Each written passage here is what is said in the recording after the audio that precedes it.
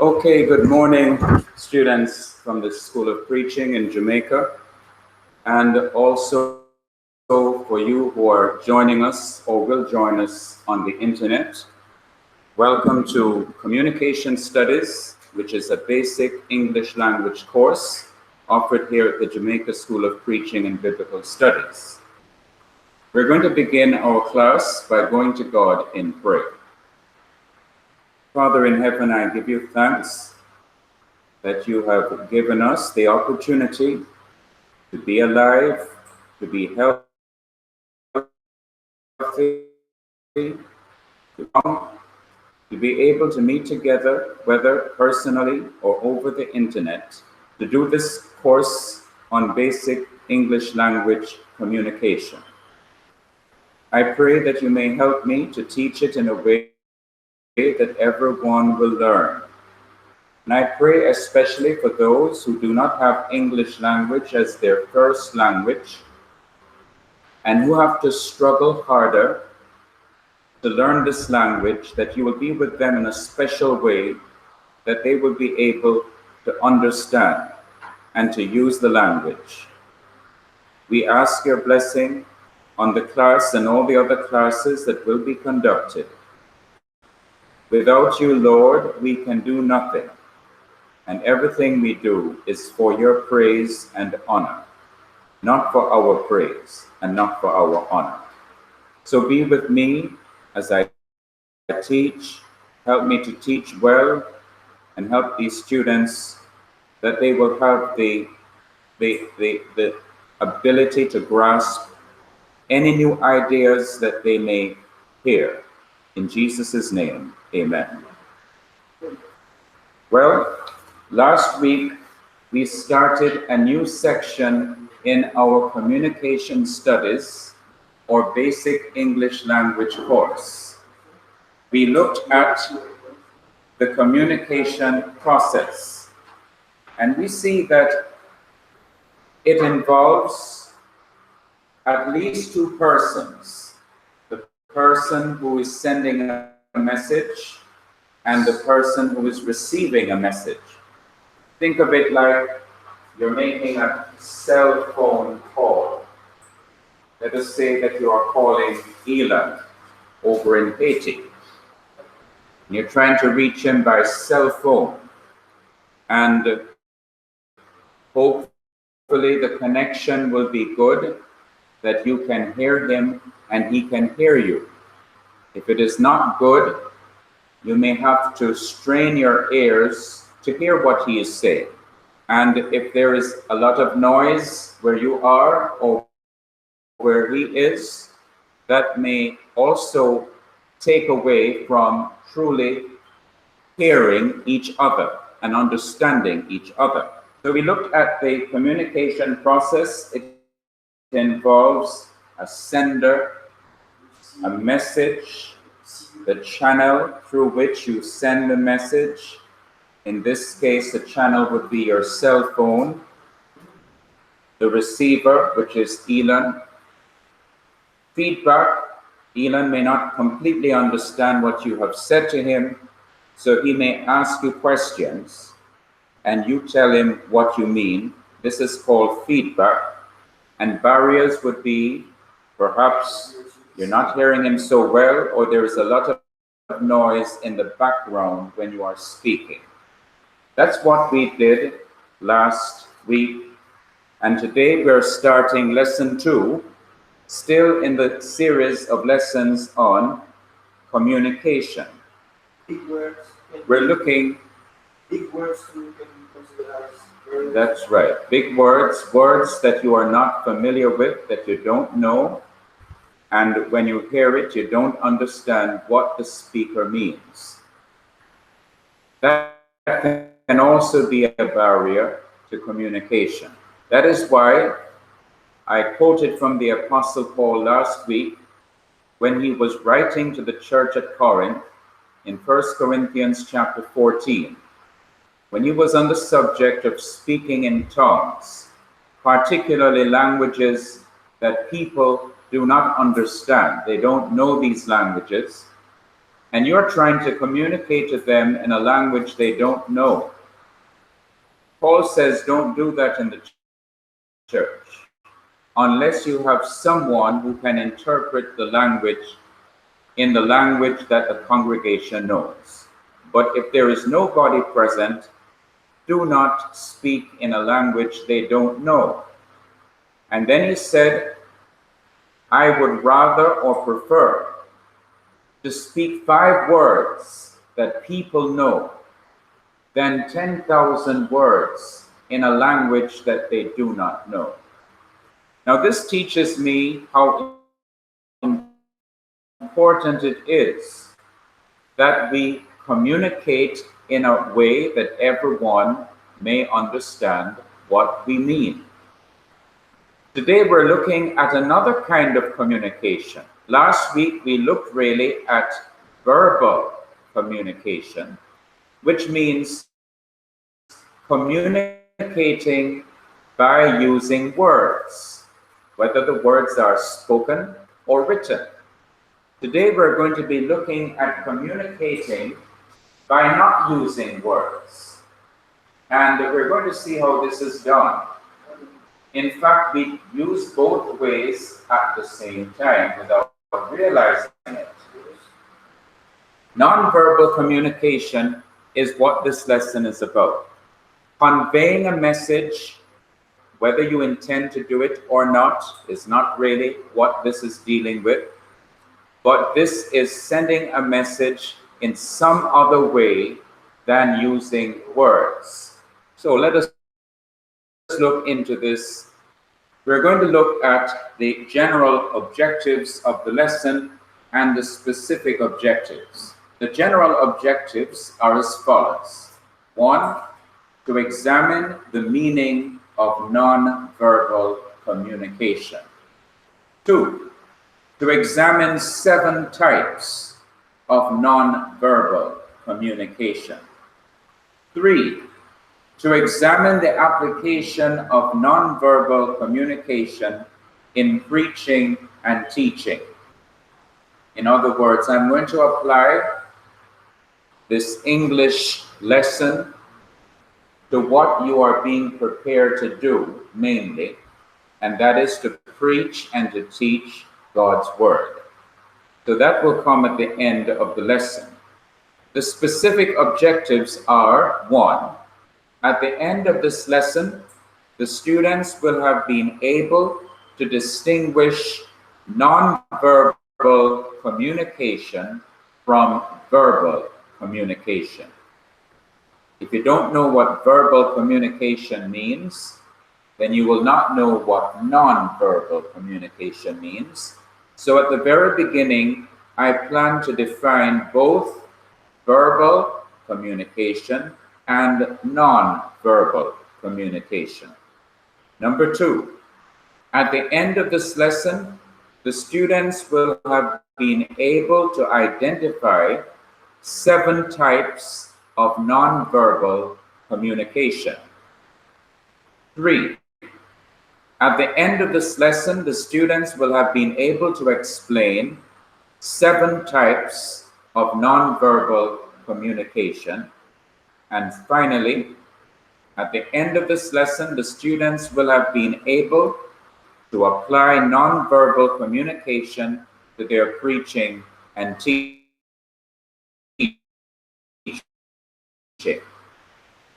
Please put up your hand if you were present at the Campaign for Christ or the gospel meeting that was held at the St. Andrew Church of Christ last night. All right. I'm going to be referring to nonverbal communication in preaching by giving Brother Michael Gordon, minister of the Church of Christ in Lucy, Hanover, all the way in the western part of Jamaica, as an example. He made excellent use of nonverbal communication. Excellent use. Okay, so I'm going to be referring to some aspects of his nonverbal communication last night.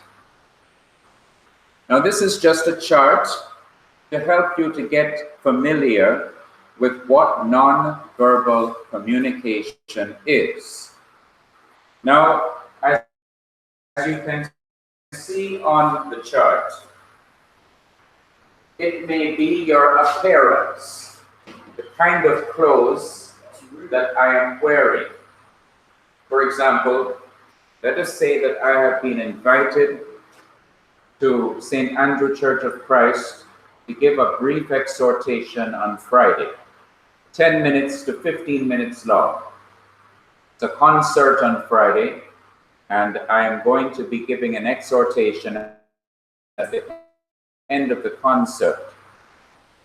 What kind of clothes should I put on? Should I put on my yard clothes, like what I would put on when I'm going to be picking mangoes from the tree? Should I put on the kind of clothes that I might wear when I'm watching television in the living room? Or should I dress differently from how I dress at home when I'm appearing before this audience of non-Christian and Christian people? What should my hairstyle be like? Should it be all pulled up and not combed, or should it be properly combed? Okay, my appearance. That's one way of communicating a message to your audience. Another way is the use of gestures, which are simply movements of different parts of your body. Usually we think of the movements of the hand. How about letter, sir? How about letter? Letter. Yeah, like you write a letter to someone. Well, that is an example of verbal communication. Verbal meaning the written part of communication. Non-verbal is communicating in ways other than using words, whether the words are spoken or written. In the case of a letter, Richard, you are writing words. But even in that, there is some space for non-verbal. Let me explain. Did you know that the way you think and how you feel affects the style of writing that you put down on paper? For example, if you, let me pick an unmarried person. Can't choose any married person. When I pick on Enrico, Enrico is not married, okay? So I can pick on him. So let us say Enrico is in love with a Christian sister. Somewhere in Jamaica, I don't know where it is. But he is in love. He's in love with a Christian sister. Now, when he's writing a letter to her to express how he feels for her or towards her, believe it or not, the way he feels is going to come out in the shape of those lines, in the way that he shapes the different letters and words. It may not affect the style of writing all that much, but there will be some effect of his feelings on how he writes. That would be an aspect of nonverbal communication. And the young woman who receives the letter from Enrico may be able to pick up, there is something different about Enrico's handwriting. And she may actually feel, I feel like he loves me, even if he doesn't say it. I feel like he loves me. Look at the way he's writing.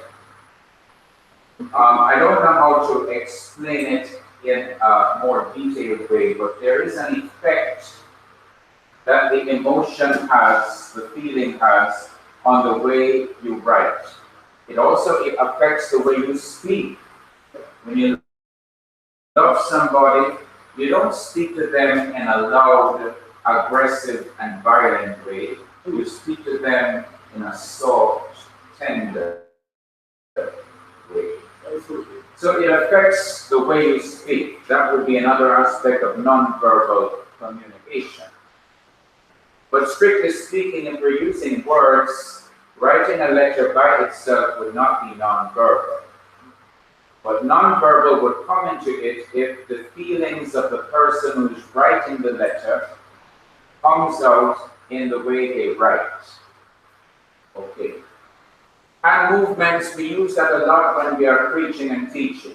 When we're emphasizing a point, we might bring our hand down quickly and heavily like this. Okay, to try to get a point across. Well, I wouldn't advise the use of this in preaching, because it may send a message that you don't want to be sent. Winking, okay? Nodding. And not getting closer. Alright. Now, nodding is usually part of the gestures in preaching. Like when you agree with something, you may nod your head.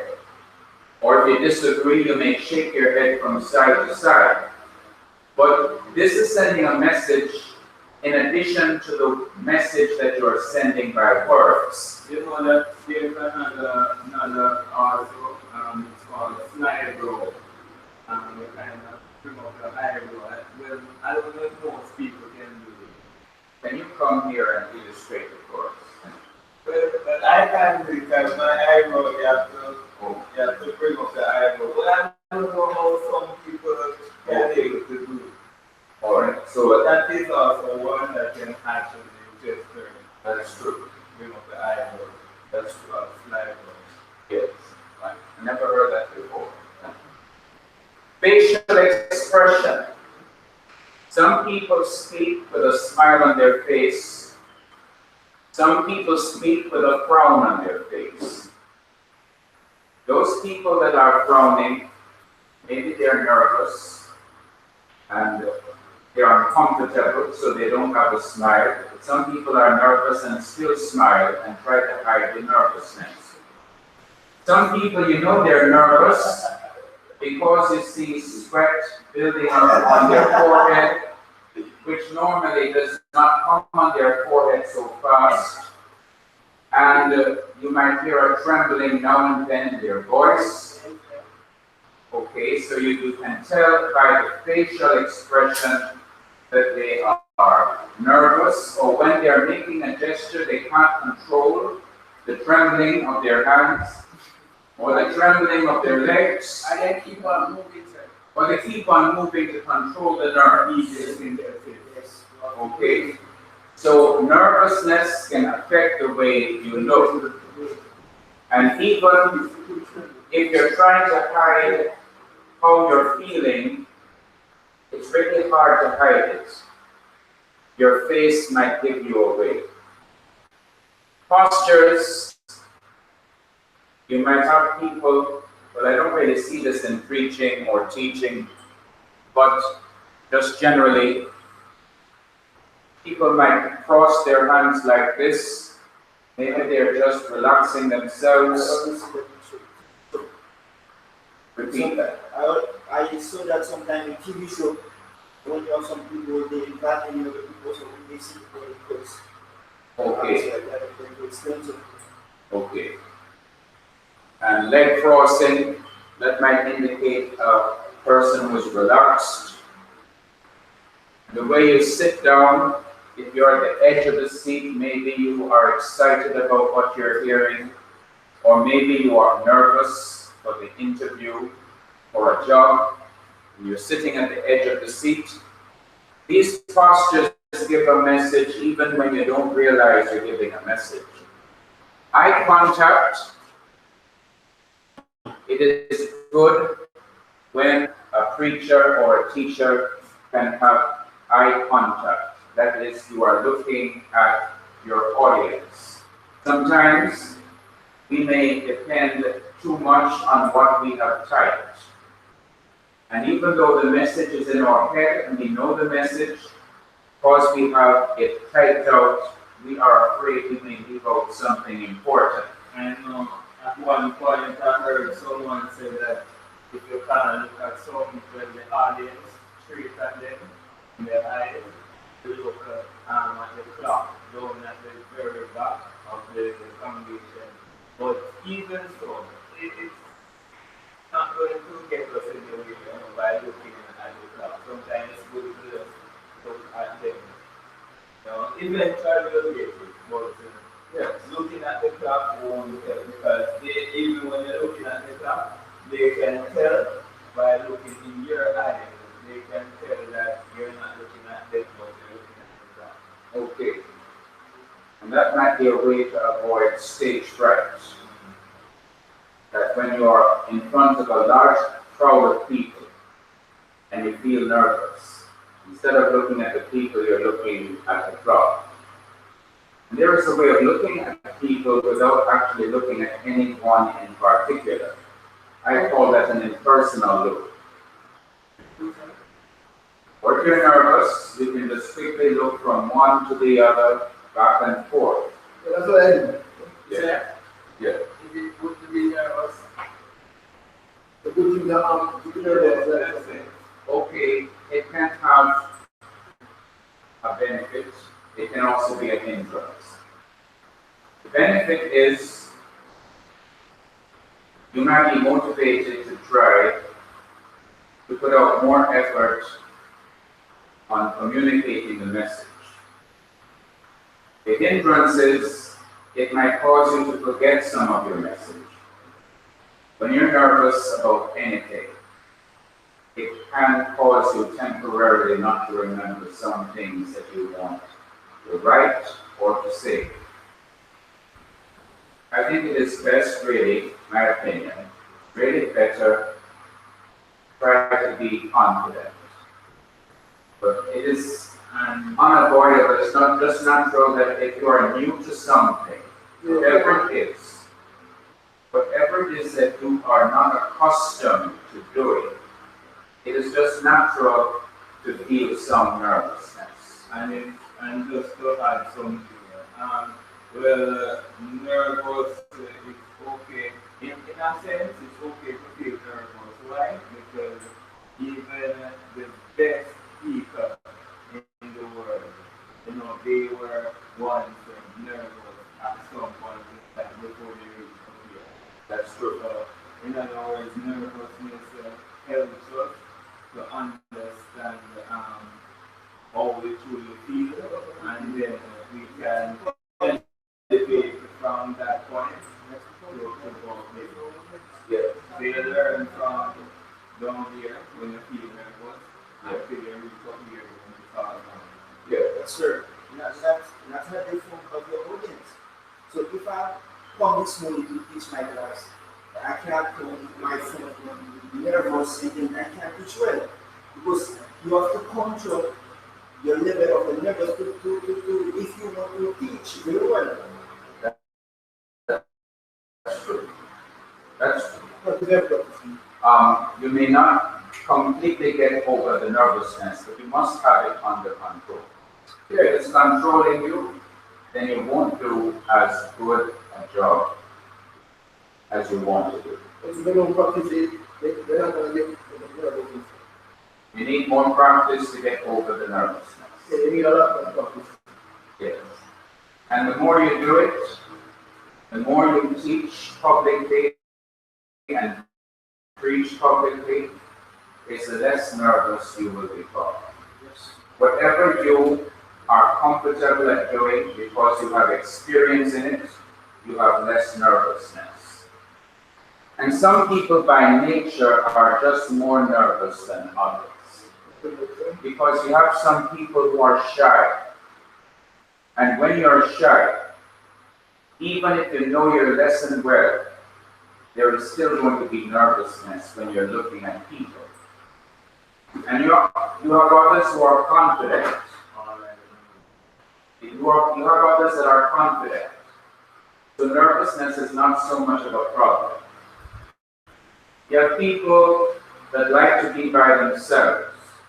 They don't really make friends so quickly. and so easily. But you have other people that make friends so easily because this is what you call a people person. The person feels comfortable around other people. So the personality that you have can either affect your nervousness or not affect it so much. Then we come to what is called para-linguistics. Para is really a Greek word that means by the side of or alongside of.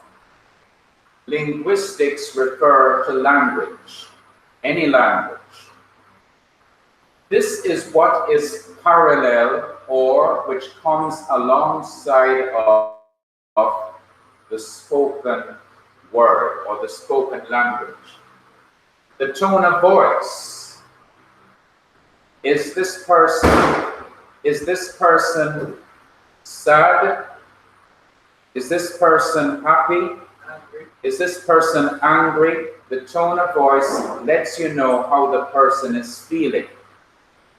The pitch, whether the person is speaking loudly or speaking softly.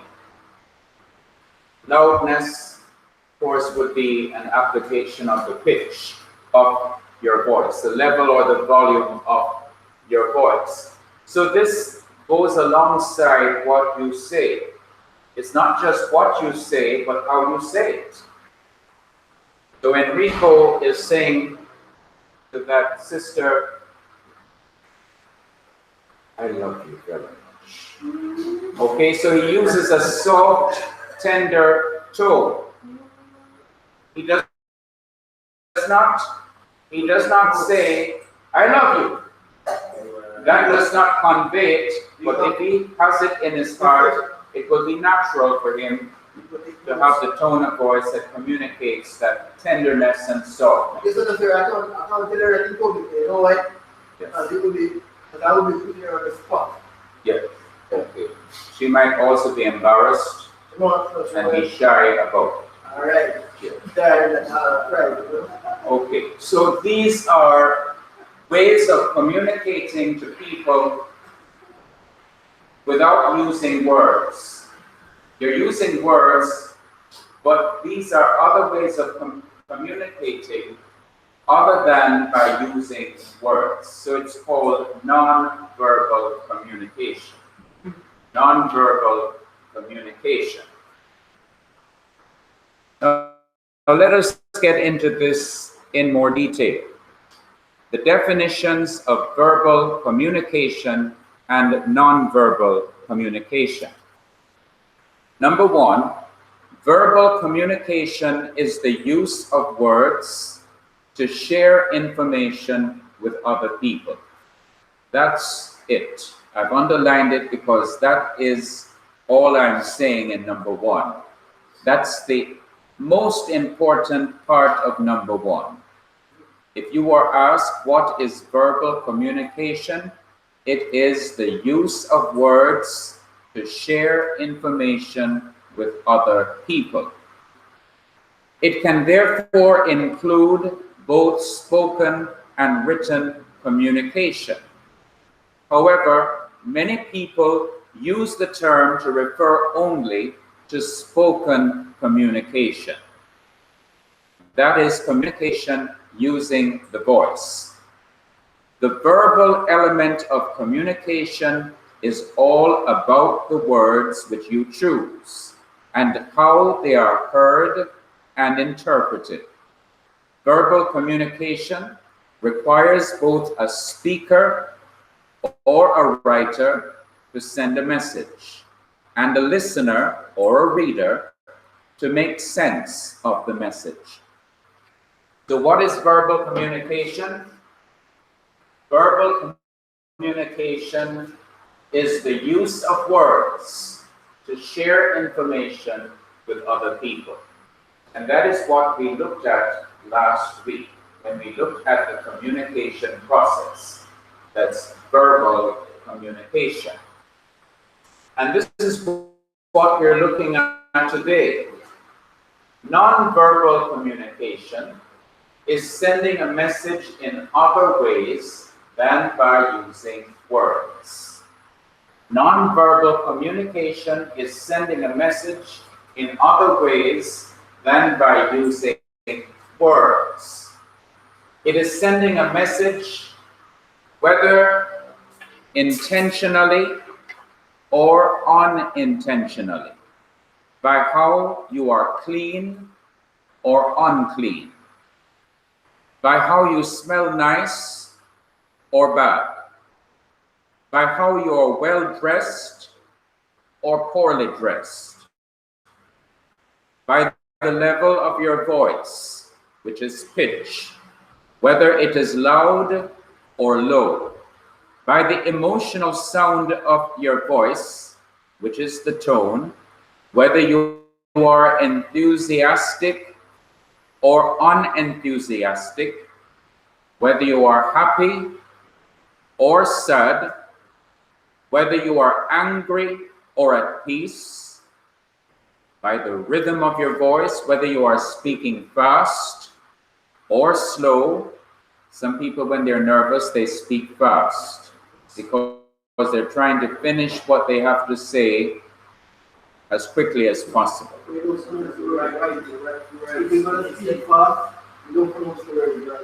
That is possible. That's correct. Also, they communicate by the look on their face, whether they're nervous or confident, by their hand movements, whether they're emphasizing a point by bringing their hand down quickly, by the movement of their head, whether they're moving their head up and down, or whether they are moving their head sideways. If they're moving their head up and down, they agree with what they are saying or with what you are telling them. And if they move their head sideways, they disagree with what you are saying. Also, they communicate by maintaining eye contact, which shows their interest in communicating to the audience or to the individual. Or they communicate by jumping up and down, like the lame man, the crippled man that was healed at Gate Beautiful at the temple in Acts chapter 3. He started to jump up and down. That was his nonverbal communication in showing how excited he was about the healing. So you find that there are different ways that people may communicate a message other than by using words. Also, you communicate by how near or how far you are to your audience or to the individual. Notice, well, Enrico would have noticed it. Notice that Brother Gordon last night kept on coming off of the platform, walking down the middle aisle or passageway close to the different people that were seated. Now, that shows that he was comfortable in his preaching. That shows that he had a knowledge of many people that were there before him. He had known them before. They were his friends. And so he felt comfortable in leaving the platform and walking close by to where they were seated. And to interact with people. Definitely. He has been doing it for a long time. So this is nonverbal communication. Sending a message in other ways than by using words. So what is verbal communication? Anyone can tell me what verbal communication is? That's right. What is nonverbal communication? Repeat. That's right. Now, these are the types of nonverbal communication. I wouldn't say that it is limited to the 7, but we are going to be looking at the 7 here. Number 1, facial expressions, how the face looks. 2, tone, which is the emotional sound of your voice. And pitch, highness or lowness of the voice. 3, gestures, the movements of different parts of your body. The hands mostly, the head, it might be your back or your legs. But gestures refer to movement of different parts of your body. Number 4, what you wear for the occasion. Number 5, if you are clean and tidy. Number 6, eye contact. And number 7, appropriate distance from the audience or the individual. Let's look at each of these in more detail. Number 1, facial expressions. The facial expression may be showing happiness, confidence, eagerness, and excitement about what is being said. Or it may be showing sadness, nervousness, and boredom about what is being said. I'm going to give you the key to having the right facial expression. The key to having the right facial expression is not to pretend, but to be genuinely communicating what you are thinking and how you are feeling in the heart. Coming. If you are sincere and genuine, everything in nonverbal communication will come out right. You're genuine and sincere inside. You don't have to tell yourself what to look like or how to move your hands. It is just naturally going to come out.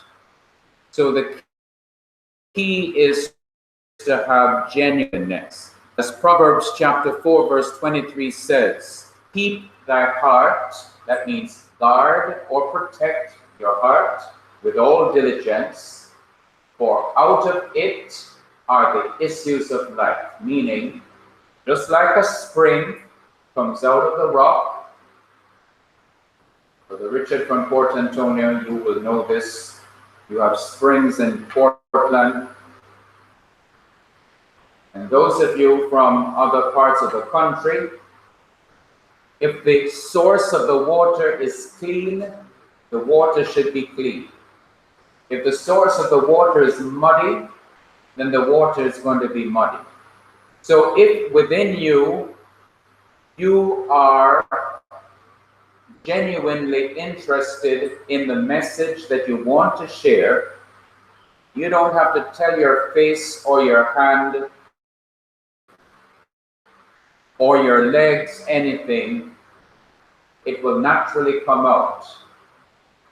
You see? So do not pretend, but try to aim for genuineness, and it will come out. Yes. Yeah.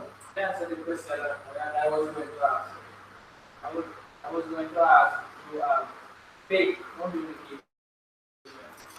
Like for instance, somebody is very sad. Yeah.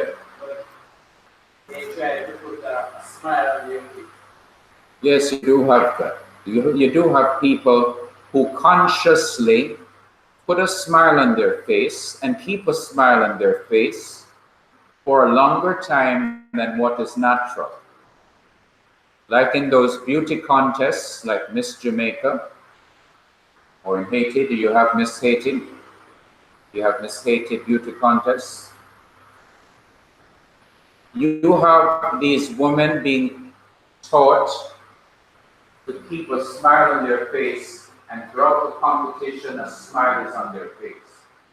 People do not naturally have a smile on their face that long. It can be painful. It takes a lot of strength to hold a smile for several minutes. Okay, well, some people are feeling bad. Maybe they're feeling sad. They don't even feel good. They feel sick. But they're just trying to put on a good face. See? So they tell their face, put on a smile. Something that you have to consciously do if you're not feeling happy. Not that you're not happy about what you're saying. You're just feeling down, you're feeling depressed, and you don't feel like yourself. So it is not really genuine, but you're trying to compensate by putting on a smile on your face. But we should try to aim as much as is possible that everything about us is genuine. That is what God would want us to be. But the fact is, as human beings, not every day we feel good. Some days we feel really depressed. Any other comment? Enrico, did you have a comment? No comment. Okay. Number 2, tone and pitch of the voice. The same principle of sincerity from the heart applies to the emotional sound of your voice, your tone, whether you are angry or at peace, whether you are happy or sad. I must adjust a little bit what I said a few seconds ago. It is not always good to just let your feelings show. Because if you're feeling angry towards someone, God would have you to control your anger by the help of the Holy Spirit. Self-control. So just because you're feeling angry does not mean that you must raise your voice at the person or use abusive and indecent words and insulting words. There has to be self-control. We must not always reveal how we feel about someone. There has to be self-control. The time when we can readily reveal how we feel is when we are going to reveal something that is good. But if it is something that is bad inside of us that we should not reveal, then we need to control how we feel and do what is right anyway. Okay, so the tone is your emotional sound, whether you're angry or at peace, whether you are happy or sad. If you are expressing what you think and how you feel in the heart, the tone of the voice will show it. Pitch of the voice should vary. If the speech is going to be interesting to listen to, if it is all one and the same pitch, then boredom will be the result. The key is to raise the level of your voice whenever you want to emphasize a point. So the key is emphasis. If there is a point in the lesson you want to emphasize, you can raise the level of your voice. But if you speak at the same level all the way through, it is going to put the audience to sleep, like that member of the audience there. And so we need to vary or change the level of the voice when we're emphasizing a point. Gestures. Hand movement should also be used when you want to emphasize a point by bringing your hand down heavily as you are making this point. It is not necessary to use your hand all the time during your speech, but for some people, that's the way they are. They're using their hands all the time. It is not necessary to use your hand all the time, for this may distract the audience or the individual from the important points that they need to keep in mind. Walking from one side to the other may help to maintain the attention of your audience, who may be seated in different sections of the room. This makes them feel that you're talking to them personally and individually. Number 4, what you wear. This is determined by the occasion. If it is a lecture or teaching or preaching, you should wear something formal, at least shirt, tie, and pants, or at the most, wear also a jacket. Now, if you're going to a picnic at Dunn's River Falls, you don't need to wear shirt, tie, and a coat. You can put on a ganzi. You see, you can put on your crepe shoes, your tennis shoes, get your bathing suit, because it is a different occasion, like Brother Richard said. Okay, number 5, be clean and tidy. An unclean and untidy appearance may let the audience think that you do not think that this is an occasion that is important. Not being clean and tidy will distract people from your message, especially females, who tend to look more closely at what people wear, how they wear their clothes, and if they are presentable to the public than what males do. Did you know that, Enrico? Females pay more attention to what people wear than males. Okay, number 5, eye contact.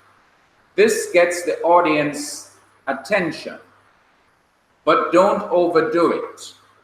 For even though in the United States, how many of you have been to the United States personally? Raise your hand if you have been. Okay, you have been to Canada. Well, I'm not sure about Canada, but it might be similar.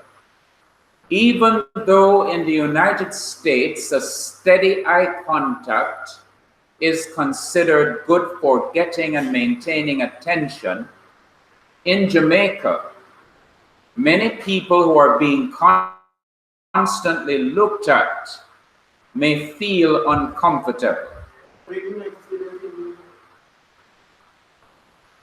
How many of you feel uncomfortable if somebody who is speaking just keeps on looking at you without mercy? Okay.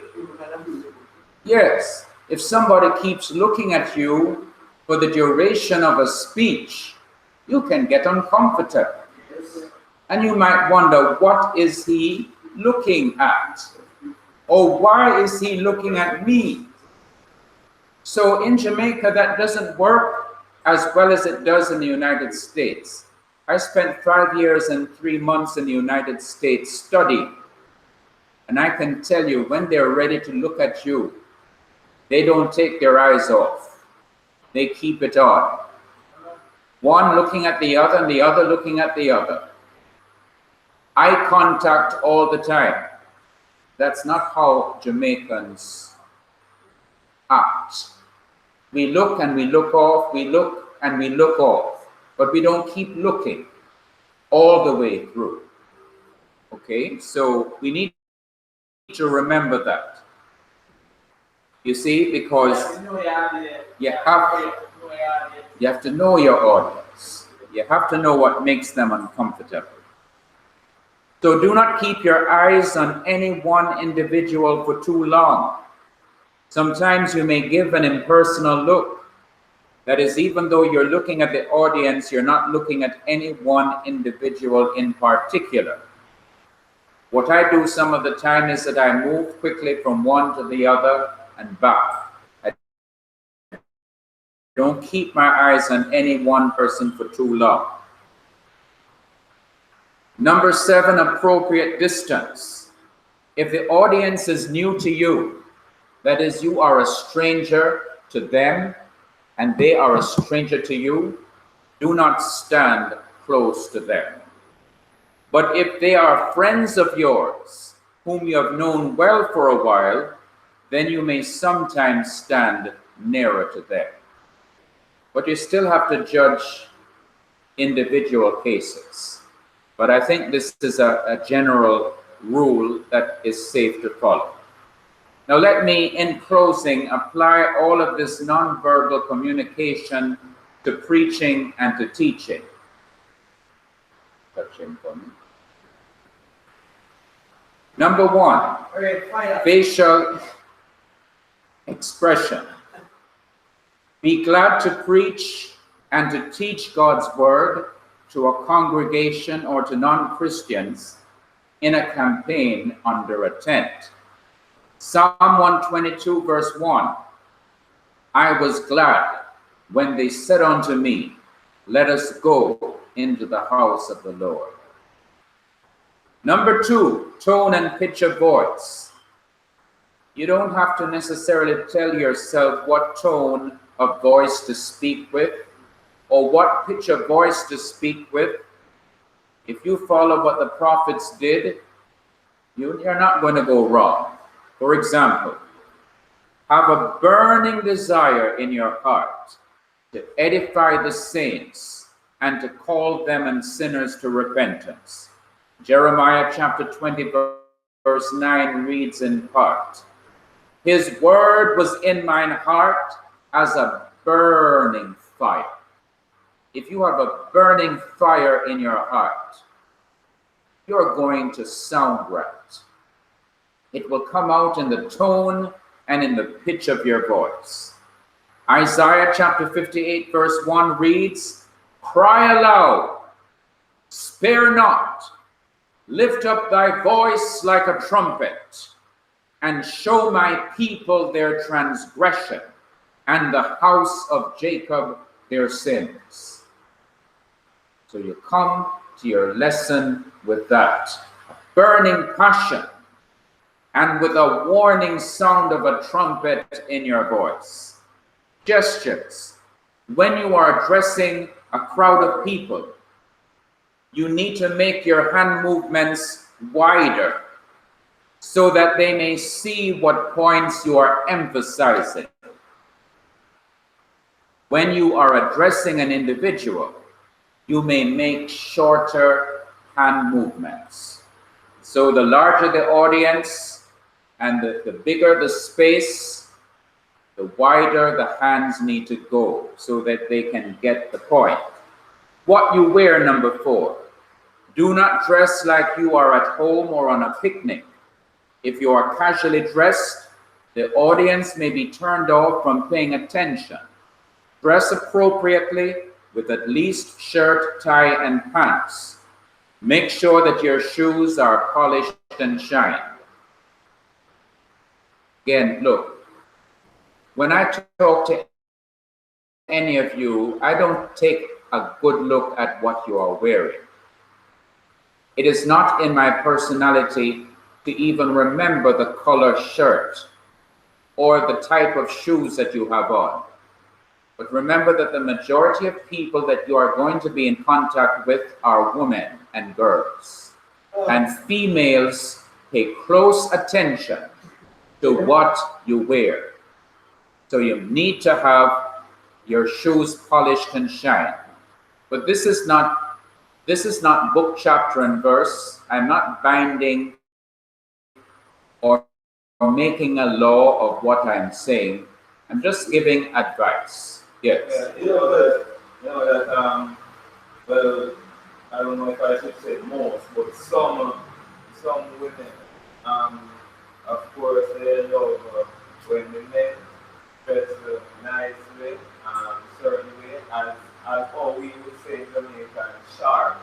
Yes. Sharp and push out and nice. Yes. But on the other hand, some women or a few will say it's not how you dress, right? It does not have anything to do with the dressing as long as you're one, you know how to talk to them, you know how to address certain women, how to talk to them by saying, they look really lovely today, they look nice, and so, but it's not so interesting because I mean, dressing is not going to help you to get the young lady. Okay, well, it depends on what the purpose is. If the purpose is to preach the gospel and convert people, you're just trying to be presentable, not just to them, but to the audience in general. But if you're talking about trying to get a sister in a congregation interested in being a close friend of yours, that may possibly lead to getting married. Okay, then of course you have to pay attention to those points. But still, you have to be a good example for those who may not think that the kind of clothing you wear is important. Because there are some styles in Jamaica today that are not fitting for a Christian man or woman to wear. For example, I didn't really get a chance to look at what this brother was wearing, but remember, I heard yesterday that there was a certain kind of clothing that needed to be changed since it wasn't considered appropriate. So as Christian men, we need to be conscious of the need to dress appropriately. And just because something is in fashion or in style, not to really use every kind of fashion that the society likes. Even if a woman likes a style, if it is not fitting for a Christian man to wear that, then he should not wear it. And I'm glad you mentioned that because that's one of the examples. Well, an example I use some time ago where we fit in perfect to that is that one is not well clothes outside the clothes do not make you look good, is you make clothes look good. Yes. Clothes don't make you look good if you make clothes look good. In other words, you dress up a certain way to go out and every day you dress up with pretty pants and pretty shirts. That's very simple. And you can use the same type of clothes. You have a lot of clothes in your home, right?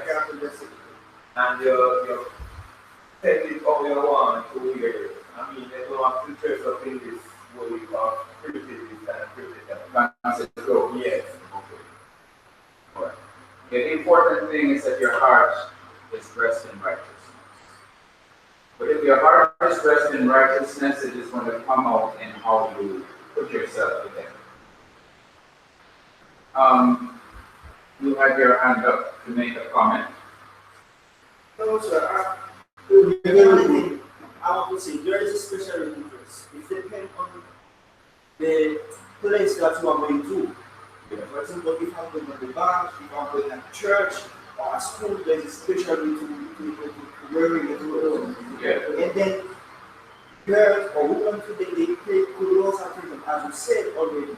As young preacher, when you get up to go in the pulpit to preach, the first thing that they're going to pay attention to is how you dress. The first thing. So we can't wait that you have to dress so that people can appreciate the way that you wear. And that they will not say anything evil or bad. Yes, sir. Then again, Yeah. dressing Yeah. tells a lot how you think about yourself. Yeah, that's true. That's true. Okay, let me finish up quickly because I realize I've gone over the time. Okay, so what you wear. Number 5, be clean and tidy. Make sure that you're presentable to the public. Eye contact. Now, I'm telling you this from experience, and I think you already know this. Sermon outlines. How many of you don't know what a sermon outline is? Raise your hand if you don't know what I'm talking about. A sermon outline is writing down the main points that you want to preach. Okay? And because you have the lesson in your head already, when you see the main points, you know what to say on each point. So you don't have everything written out or typed out on paper. That's an outline. Now, sermon outlines help preachers to maintain better eye contact than sermons that have the full text. That is, everything is written out. Preachers tend to speak more from their heart, from what they remember, when they are guided by a few main points. But when the full text is there is a temptation to rely too much on it, which reduces eye contact. I found that from experience. Number 7, this is the last, appropriate distance. Avoid putting your face close to your audience's faces. Many years ago, when I was in my early 20s, there was a student from the school who was doing some open-air preaching in Papine, just up the road. And I do not know if he knew these people before, but I don't think so. He was actually putting his face, let us say this is a face, and this hand is a face. He was putting his head about this close to the people on the road listening to him. Now, he was full of zeal.